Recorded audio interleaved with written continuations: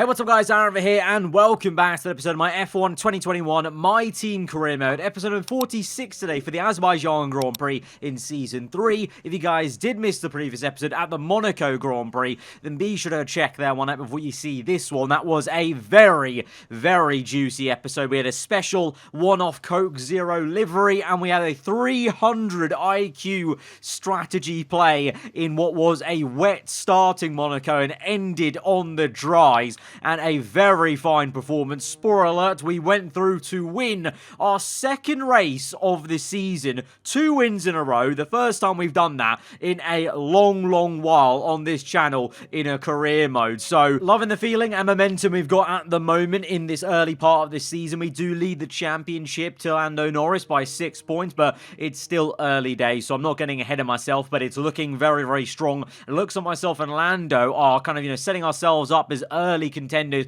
in terms of the consistency we have. The Ferraris, they are quick. They're both, right up there. So constructors-wise, I think Ferrari are going to be a threat. But at the moment, having started so strong in the first 3 races, they've had a bit of a blip since Spain to Monaco. Maybe Baku may be slightly different for both Carlos Sainz and Charles Leclerc. Obviously, we've had a little bit up and down for a lot of people. The Red Bull cars, Verstappen looked so strong at Portimao. And then Spain had a bit more of a quiet Monaco Grand Prix. I think Monaco was a bit hectic anyway, though, with the rain to the slick, so it kind of caught a few people out. And Schumacher, though, is one that wasn't caught out. He actually has been improving ever since that struggle at Portimao. 5th place at Spain, 4th place at Monaco. I'm liking the vibe. That's solid points. I'll take Schumacher getting P5 to P4 every race. That's good enough for me in terms of what I need a teammate to be doing in the Constructors' Championship-wise, and obviously it makes our life easier in terms of if he's not right up there in the championship fight, there's no kind of awkwardness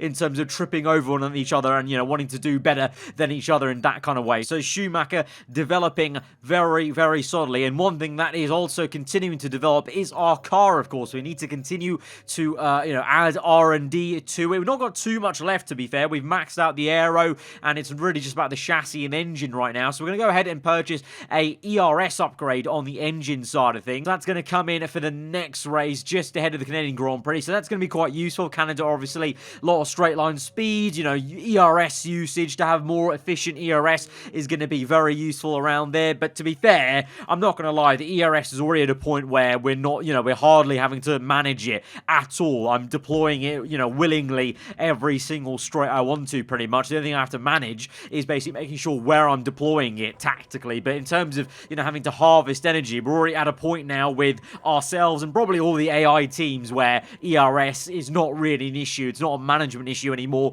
and it probably won't be until, the R&D gets reset ever on the engine side of things. On the other side, in terms of management, with the cash flow we've got at the moment, I did look at maybe what it would cost us to buy another personnel upgrade on the HQ facility there. That'll be 15 million. We can afford that right now, but we need to make sure we have a bit of headroom over that, because we need to spend at least 9.5 million then on re-signing Schumacher for that second half of the season. The contract period isn't too far away now with this shortened 16-race season, so was cautious on buying the upgrade now. I want to make sure we have at least, I would say, 21 million in the bank, and then I'll consider buying the next personal upgrade, just because I'd want to make sure doubly that we have the money to actually do the contract and then also buy the upgrade as well on the HQ facility for the personnel, that is. But we go into this race weekend then plateauing a bit from Monaco. No upgrades for us, and the same, it seems...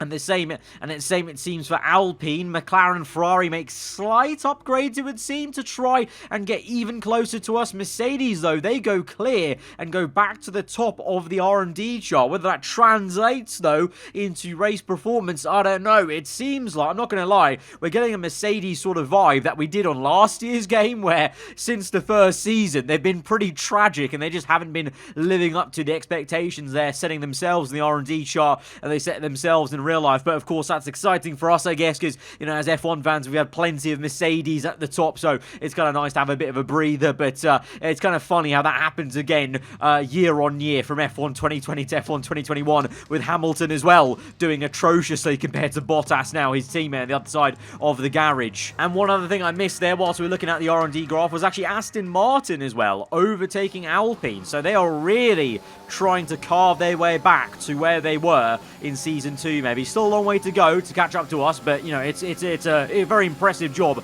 that they're already ahead of Alpine on paper in the R&D graph. Anyway, though, we're into Q1, and at the moment, we've got, well, it's not a major issue, but it was a bit of a concern. As I started my lap, I noticed the bottom right, that orange icon, our gearbox is quite worn. Now, this is the last race that our gearbox has to do before we're allowed to change it penalty-free, so I'm going to risk it. It's only 61%, I think that was, so that's okay. As long as that doesn't get towards, you know, high 70 region, we should be fine in the race, and I doubt it's going to wear out that much in qualifying at least. So, you know, here's hoping in the race that doesn't come back to bite us here. You know, I'm saying that right now, knock on wood, basically. It doesn't come back to bite us, because Schumacher is actually showing some real promise in Q1 here, and I was going to say our car probably would go well around here. You know, the Mercedes power unit working really well for our car. So far this season, I've noticed that we're, you know, very decent in a straight line. I seem to be catching up to cars a little bit quicker than maybe the tail end of last season in terms of in the slipstream as well.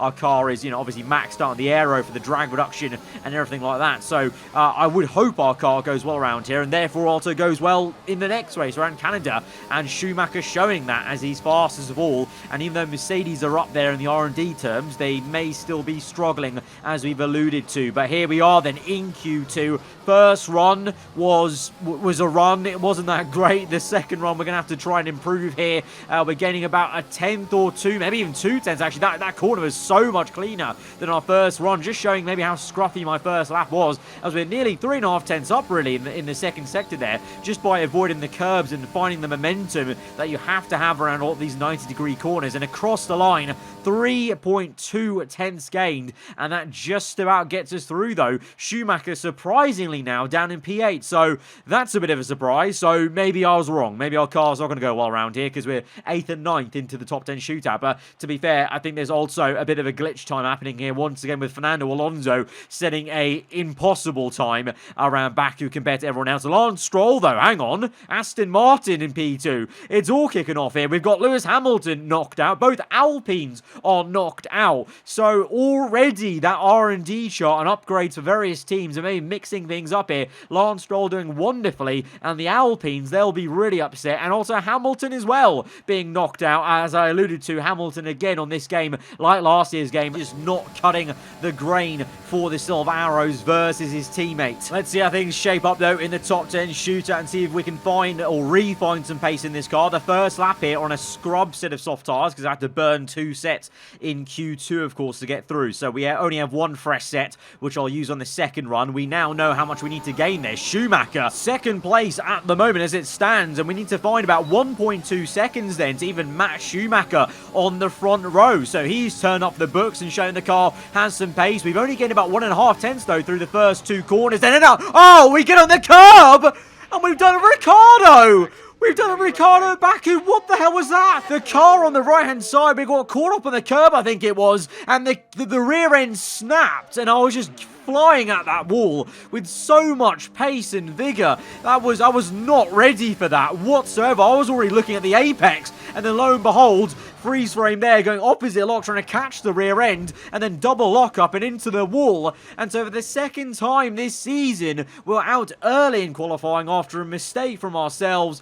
And this one hurts even more because, well, Schumacher's done a great job in the end. Not the front row. Verstappen joins Bottas on the front row to take a very surprising pole position, to be fair, to Red Bull. Verstappen around Baku, the straight line sort of circuit, Red Bull are supreme in the hands of the Dutchman. So amazing job from him. And Schumacher showing the car has some good pace. P3 ahead of both McLarens, both Ferraris.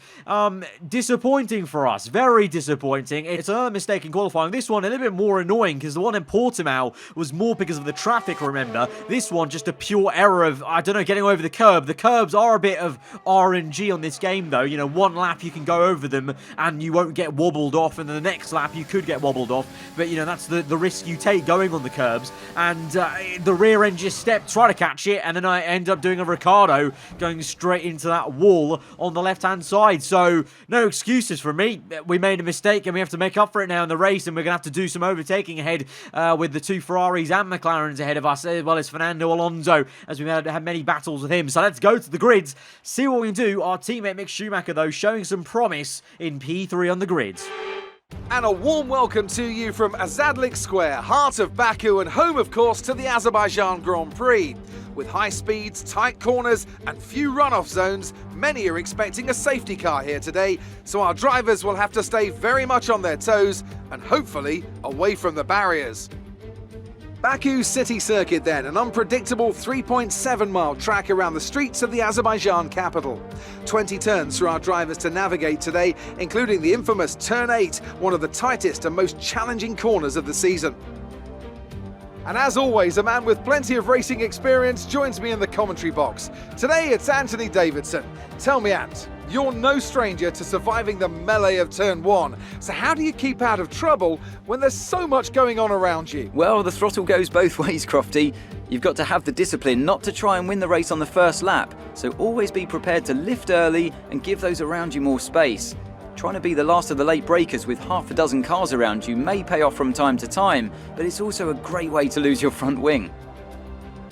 Before we begin, let's take a quick look at the grid lineup for today's race. Max Verstappen put in a fantastic lap yesterday, and he starts from pole position. And it's Valtteri Bottas that completes the front row. As we continue through the rest of the grid today, we have Mick Schumacher, Ricciardo, Lando Norris, and Fernando Alonso, Leclerc, Sainz, the owner driver, and Lance Stroll, Russell, Hamilton, Esteban Ocon, and Gasly, Islet, Tsunoda, and Guan Yu Zhou, and Nikita Mazepin, Latifi, Matsushita, Lundgaard, and Antonio Giovinazzi starts from the back of the grid. And with lights out just moments away, it's time to go down to the track.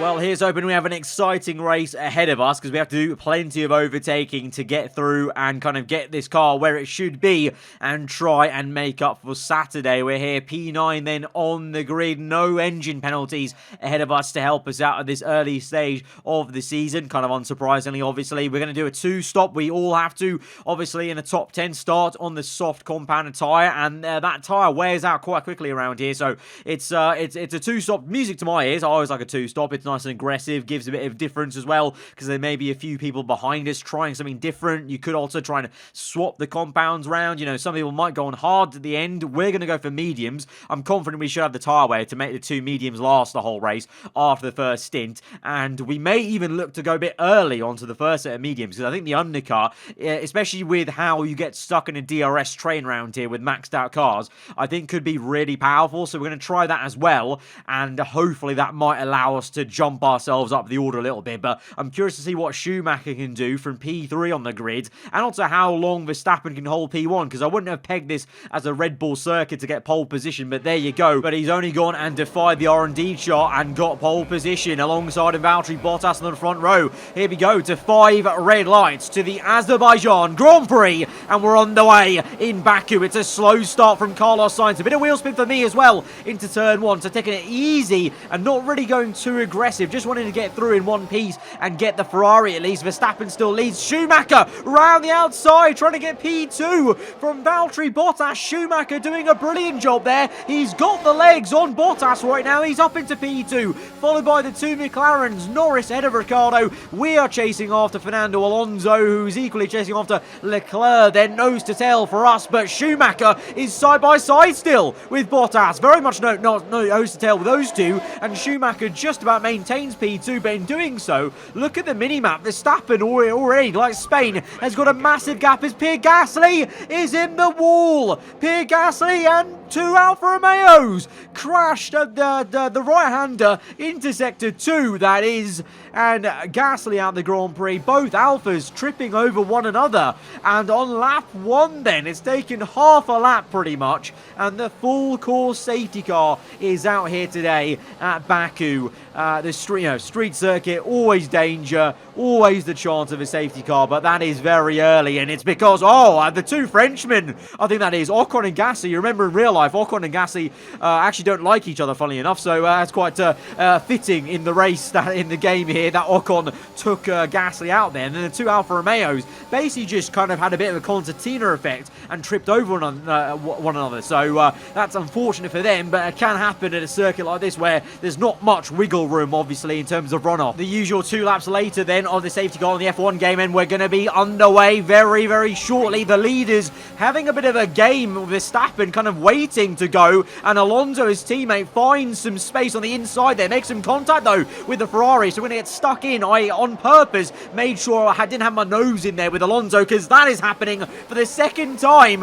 Alonso and Leclerc made contact there. That is getting very frosty with his former employers. Alonso versus both Ferraris now, because he's fighting Sainz. We go defensive, and Alonso is wringing the neck out of that Red Bull, and he's wanting to get in every scrap there, it seems, because I don't even know how he managed to find some space around the outside there, but he did. He tried it, but no use, and in the end, we overtook him, so that's why I was being patient and just waiting for Alonso and Leclerc to trip over each other, because I kind of see it coming in a way. So we're up into P7, then Leclerc P6, the 2 McLarens, Bottas in P3, and then that man Verstappen leads the way, but Mick Schumacher, I mean, he got P5, he got P4, Spain to Monaco. Does that mean, counting up, he's going to get P3 today? Right now, he might be on for P2. He's doing a very good job right now. I hope I don't jinx him, but he's doing a very good job. Let's see, though, if he can carry that on, because the only issue we've seen on the last 2 F1 games is no matter how many upgrades you give, like a lower down driver that started at a lower team, let's say, for example, it's hard for them to have the consistency to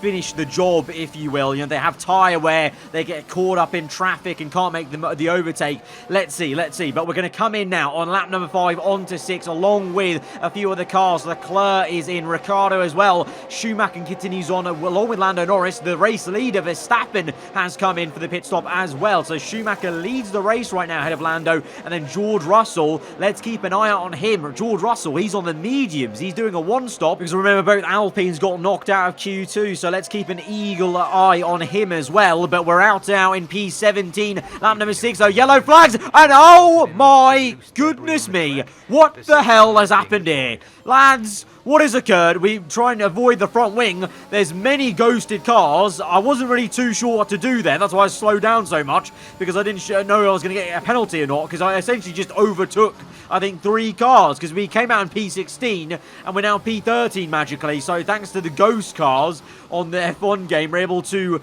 essentially kind of cheat the system a bit, but I wasn't going to obviously just stop and park my car there to watch what was going on. We're going to continue on under now the second safety car of the race, and it's because Lundgaard clouted the wall, and then basically it was just an F1 car park, because Verstappen just tapped the back of Lundgaard, and I think broke a bit of his front wing, but everyone else was just taking avoiding action, and Bottas goes through Verstappen. I just take avoiding action for the debris on the left-hand side there. But yeah, everyone just got caught up. Fernando Alonso, Leclerc, Lance Stroll, Ricciardo, everyone got caught up there in that little train. And Verstappen's had to pit again then, because he's got damage. He's still in the race, but obviously now he's got it all to do. But Lundgaard now is added to our addition of what is now 4 drivers at this Grand Prix. And we've had 2 safety cars in 7 laps of racing around Azerbaijan. This is turning into already a somewhat chaotic Grand Prix, but Russell is the one that leads from Machicito. Both those 2 cars yet to pit, remember,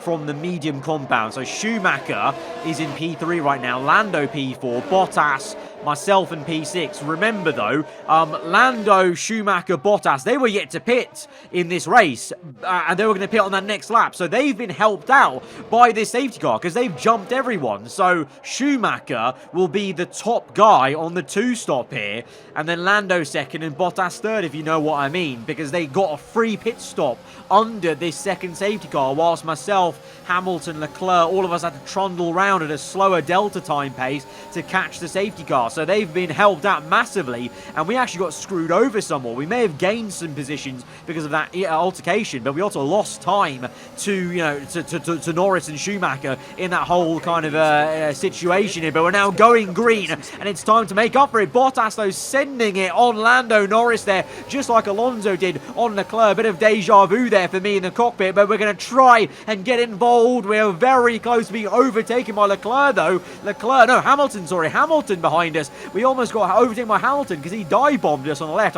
He kind of forced my hand to try and move on the outside, and instead we're now trying to move on the inside, and that is a very, very nice overtake on Valtteri Bottas. Didn't mean to do that, by the way. You saw that the whole time our racing line was behind him. I only just ducked out the way at the last minute because I saw I was closing in so quickly to him, and we just somehow slowed the car down, unlike in qualifying, and made that overtake. And meanwhile, now up ahead, Lando Norris overtakes the Haas, but actually makes some contact with the Japanese driver, and he's got some damage now on that front left of the front wing. He's going to be really slow now through this next left-hander. He's like a mobile chicane, and we're going to try and overtake him on the left-hand side using a bit of ERS and sling it down on the left, quite close to him on the right-hand side, but we made the move, and now he's susceptible to the Mercedes, and Bottas is going to go for the kamikaze dive. That can't end well. No, it won't end well. And no, the Haas is in the wall, and there's a massive crash. There's a huge pile-up at Baku. There might be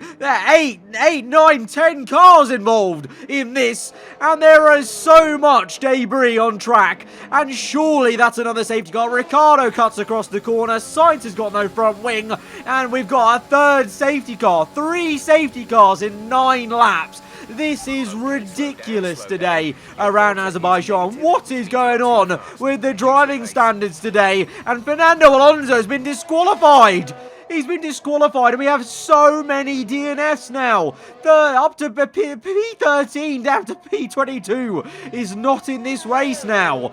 That is ridiculous. Right now, we only have 12 runners left in this Grand Prix, and I'm pretty sure that's 9 DNFs and 1 disqualification for Fernando Alonso. I think probably that's just because he was parked up in that, F1 centipede crash, essentially. Let's look at a replay and see what went on there. So we made the move on the Haas. That was all clean and fair. Of course, he's got front wing damage. That's why he had to lift off so much. And then Bottas around the outside. Nice move from him, but then Hamilton tries it, and it's just one too many cars. Bottas making the move was fine, but Hamilton was a bit too much. So Hamilton actually must have broken a bit of his front wing, but he got away from that incident. But then look at the pile-up that ensued then. Leclerc getting caught up. Sainz loses his front wing. And then, Ricciardo actually tried to cut everyone up there and actually got caught up then. And Alonso parked up. The Williams crashes into the Aston Martin, breaks his rear tyre. And then Verstappen, who already had been caught up in this race,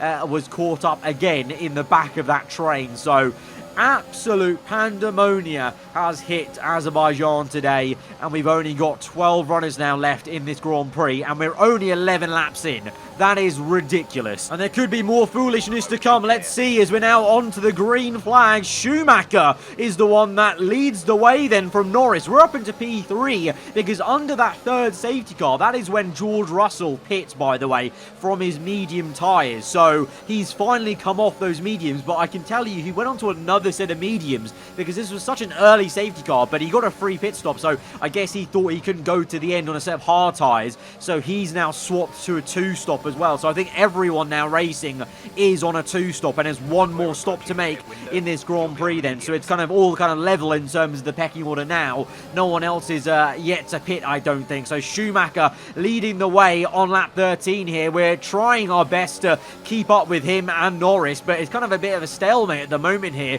and Schumacher leads the way the fast lap of the Grand Prix, but the fuel is coming out obviously every single lap, so we're all getting faster and faster. It's a bit overcast though, I must say as well, so I really hope there's not any rain on the way, because I simply could not deal with any more chaos, and the wet would just mix things up even more. But it is quite overcast and doom and gloom, and that may just sum up Schumacher's cockpit right now, because Norris is coming through. We're going to come through. It's going to be 3 wide for a split second there, and then 2 abreast into turn 1. Schumacher from P1 down to P3. We're fighting Lando for the race lead then, the 2 championship leaders at the moment, as we go for this switchback, and it's an absolutely beautiful textbook one on the left-hand side there. But Schumacher comes back with DRS. He's going to make it 3 wide yet again. We're going to back out. We're on the inside here. I did not want to be on the inside for the 3 wide there. I could see my DNF impending. We stuck our car there. Instead, we wait for Schumacher to squeeze out Lando Norris here,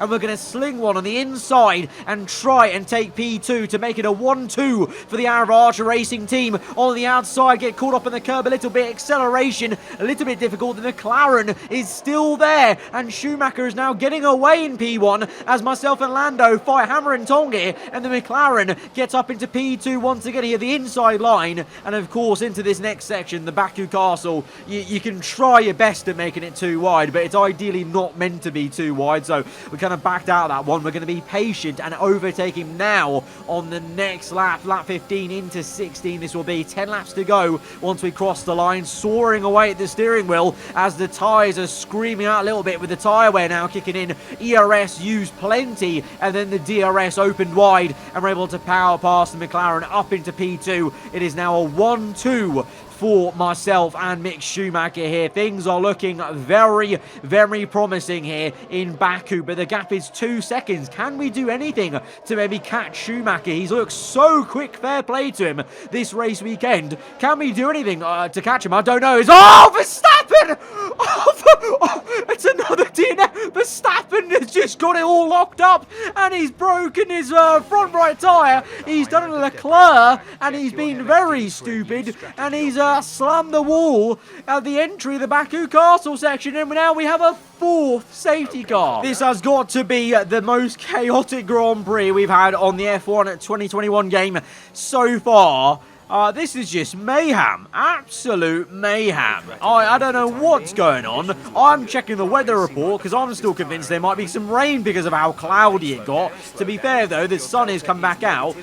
Schumacher, though, what is he going to do here? Because we were set up to make a pit stop soon. Schumacher's in. We're coming in. We have to double stack with him because the pit stop window's now to go to the end of the race on the last of the medium tyres. If I continue on, I'm going to lose more time because we're already under the safety car. The safety car is now going to pick up George Russell, who's in the lead, and you have to go at that slow pace. So I think double stacking, we'll still lose time, but we'll lose less time double stacking than we would have letting Schumacher pit now and us pitting the next lap. So pretty much actually, it's actually worked against us being 1-2 here. Us being 1-2 and us being behind Schumacher has hindered us so much there, because now we find ourselves in P7 behind Bottas and Lando. We were ahead of both of them before, and now they're ahead behind Schumacher in P4. I can see. I think Russell leads the way. I think you've got Hamilton also lurking about in the top 3 there on a set of hard tyres that he's been on since the first pit stop he made, as we now make the dive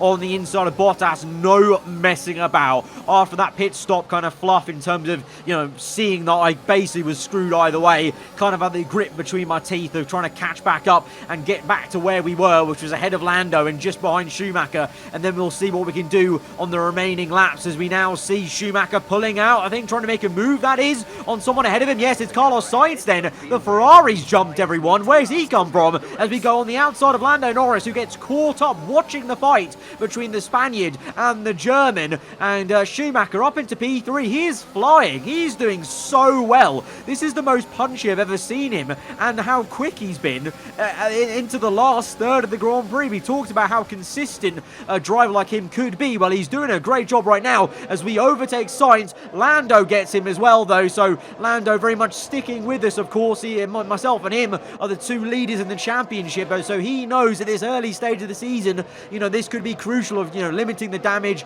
trying to make sure he can stick with us as we both try and catch up to Schumacher. And then all 3 of us will be looking to try and chase after Hamilton, who's on hard tyres since his very first pit stop, so he's going to be rather slow with that amount of tyre wear. And then Russell Russell in the lead right now. He's yet to pit off that second set of mediums. So he has to pit for a change of compound, and he's done just that. So Russell really making a mess of this strategy today. He could have probably well gone on to win the race at one point, but no, he's down in P9 or 10 now, and Schumacher has just overtaken Hamilton with ease, and he's into the lead of the Grand Prix once again. Hamilton will be susceptible. He's on worn-out hard tyres, so myself and Lando should be catching him, as well as Bottas, to be honest, on a set of medium tyres, because all of us are on a much fresher rubber than Lewis. Has been out onto lap 21 and 22, not too long to go in this Grand Prix, but we could still win this if we try and overtake Hamilton and get a move on here as we pull out on the left-hand side. We try to go on the right, but the Mercedes was going to squeeze us